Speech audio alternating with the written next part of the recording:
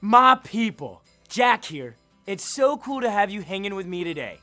Right now, we're chilling with some of the coolest Arctic animals around. That's right, we're digging into the life and times of sled dogs.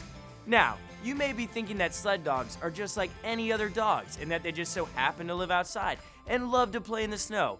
Well, it's so much more than that, my friends. Here's the deal.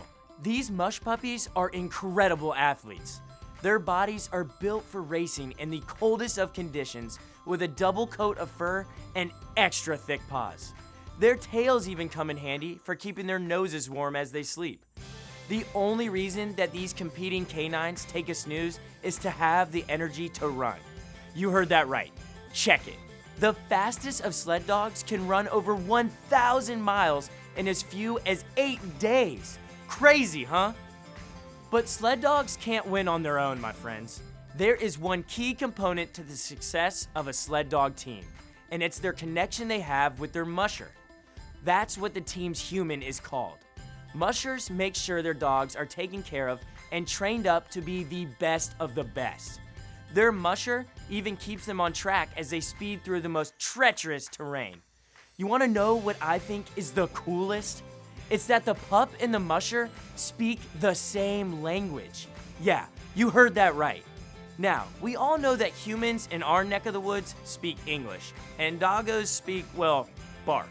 But believe it or not, when they learn how to communicate with each other, victory for their team is in the bag. From the time a sled dog is just a tiny little puppy, it's learning how to recognize the musher's voice and understand what he's telling it to do.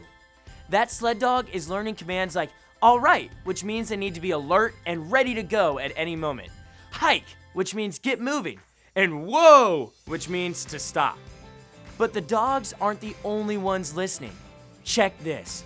There are tons of ways a musher can know what his dogs are saying, thinking, and feeling. When a pup is happy, their ears will be up and their tails will be wagging, and you'll even catch them smiling. When you hear them barking and howling, those are signs of an excited sled dog too. But if their ears are down, you might be dealing with one angry pupper. And tails tucked and ears down means something has got them spooked. Here's another cool thing. Just like the dogs and their mushers have to communicate in order to win, we have to open up our hearts in order to communicate with God. God is our Heavenly Father who is always taking care of us, like a musher takes care of his canine companions. But like any winning sled dog, we have to learn how to talk to our musher and listen for his voice. Just like mushers don't talk in the same way their dogs do, God doesn't talk in a voice like ours either. But when our hearts learn what he sounds like and we listen to him, victory is ours.